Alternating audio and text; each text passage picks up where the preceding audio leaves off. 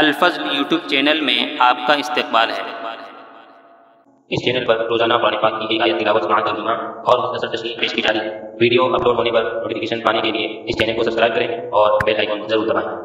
السلام علیکم ورحمۃ اللہ وبرکاتہ۔ میرے دینی و ایمانی بھائی اور بہنوں، سورہ مائدہ آیت نمبر 30 پیش خدمت ہے۔ اعوذ باللہ من الشیطان الرجیم۔ فطوعت له نفسه قتل أخيه فقتله فأصبح من الخاسرين۔ بس اسے اس کے نفس نے اپنے بھائی کے قتل پر آمادہ کر دیا اور اس نے اسے قتل کر ڈالا، جس سے نقصان پانے والوں میں سے ہو گیا۔ حضرات، حسد ایک ایسی چیز ہے کہ آدمی جب اس میں مبتلا ہو جاتا ہے تو کسی چیز کی بھی رعایت نہیں کرتا اور شیطان کے جال میں ایسا پھنس جاتا ہے جس سے نکلنا اسے بڑا مشکل معلوم ہوتا ہے۔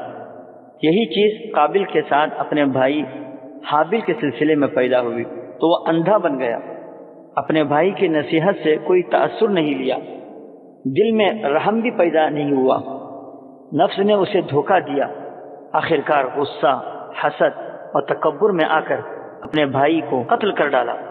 شیطان نے اسے قتل پر ابھارا، اس نے اپنے نفس امارہ کی پیروی کی۔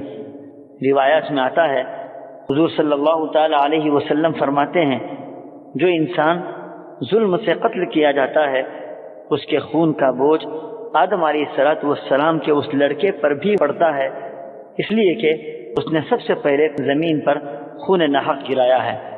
حضور صلی اللہ تعالی علیہ وسلم نے یہ بھی فرمایا کہ ظلم و زیادتی اور قطع رامی یہ دونوں گناہ اس بات کے زیادہ لائق ہیں کہ اللہ تعالیٰ اس کے مرتکبین کو دنیا ہی میں جلد سزا دے، آخرت کی سزا تو اس کے علاوہ ملے گی جو اسے وہاں بھگتنا ہوگا، اور قابل میں یہ دونوں گناہ جمع ہو گئے۔ اللہ تعالیٰ ہم سبوں کو ظلم و زیادتی کرنے سے محفوظ رکھے اور صلہ رحمی کرتے ہوئے زندگی گزارنے کی توفیق عطا فرمائے۔ آمین۔ وآخر دعوانا ان الحمد للہ رب العالمین۔